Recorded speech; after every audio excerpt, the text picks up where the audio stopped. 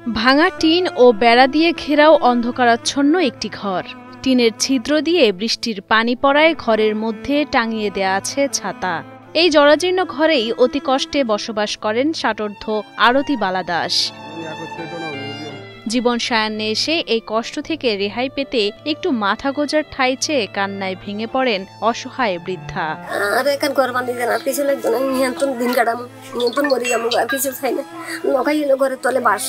আশেপাশের বাড়িতে কাজ করে যা পান তা দিয়ে কোনোভাবে খেয়ে না খেয়ে দিন পার করছেন আরতিবালা।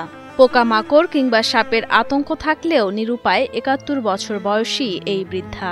সারাদিন মানুষের কাজ করি, দেখছি আনলেই মাঝে যা যা করবার আছে তা করি, যা দে খাই, টাকা দে চাইলেও দে, টাকাও দে, কোনো রকম নুন এনে খাই, দিন কেটাই রাখি। জানা যায় চট্টগ্রামের মিরসরাই উপজেলার কাজীর তালুক এলাকার ধোপা বাড়ির মৃত মন্টু কুমার দাসের স্ত্রী আরতি বালা দাস। নিজেদের কোনো জায়গা সম্পত্তি না থাকায় শুরু থেকেই অন্যের জায়গায় থাকতেন তারা। তার স্বামী লন্ড্রির কাজ করে যে সামান্য উপার্জন করতেন তা দিয়ে কোনোভাবে চলত তাদের সংসার। ভাগ্যে নির্মম পরিহাসে ২ বছর আগে স্বামী মন্টু কুমার দাসের মৃত্যুর পর থেকে অসহায় জীবন যাপন করছেন আরতিবালা। খাবার দাবার মানুষের করি খুলে জানি ওইখানে খাই, কিনতাম বারে ভাই, কত কষ্ট করে ভাই কিনতাম কোয়া নাই। আপনারা যদি উপকার করে দেন না ভাই বেতন বেশি, কদিন বাঁচুম আর দাম ওই দিন নিত। আপন বলতে একটি মেয়ে, তাকেও বিয়ে দিয়েছেন অনেক আগেই। মাঝে মধ্যে ফোন করে বৃদ্ধা মায়ের খোঁজ নিলেও নতুন ঘর তুলে দেওয়ার সামর্থ্য নেই তারও। ঘরের এই হাল থাকায় মেয়ে জামাই ও নাতি নাতনিকেও আসতে না করে দিয়েছেন অসহায় বৃদ্ধা। যেখানে নিজেই কোনো রকমে মাথা গুজে আছেন, সেখানে তাদের কোথায় থাকতে দিবে এই চিন্তায় একাকিত্ব জীবন যাপন করেন তিনি। কষ্ট হলে কিনতাম কার কাছে যাবো, দুদিন না মানুষের ঘরে দুদিন না, তো এই বেশি হলে থাকি বুঝি। এখন ছেলে পেলে যখন না নিজে একলা উঠি থাকি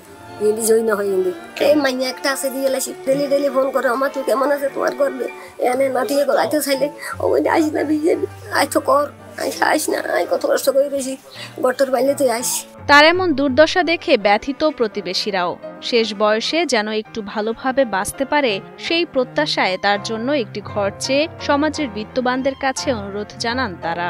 ৮ নম্বর ওয়ার্ডের ভিতরে এই ছাড়া আর কোন গরিব নাই, মেম্বাররা তো কিছু দেয় না। এই যেভাবে চাইছে যে টাকাগুলা দিছে, পয়সাগুলা দিছে, তাইলে তো এর দিবার দরকার আছে যে দেয় না, পয়সা ছাড়া দিবার দরকার দেয় নাই, তাইলে এই বেচারাগার কি অপরাধ?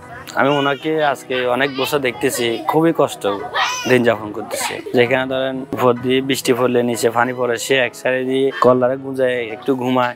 আমাদের ইসলাম ধর্মে আছে যে আগে ঘর বাঁধো তারপর মসজিদ বাঁধো। তো আমি যারা সকল দানবীর তাদের কাছে আকুল আবেদন জানাবো যেন এই পরিবারের পাশে থেকে একটা রুম আমরা সকলে মিলে বেঁধে দিই, এটাই প্রত্যাশা।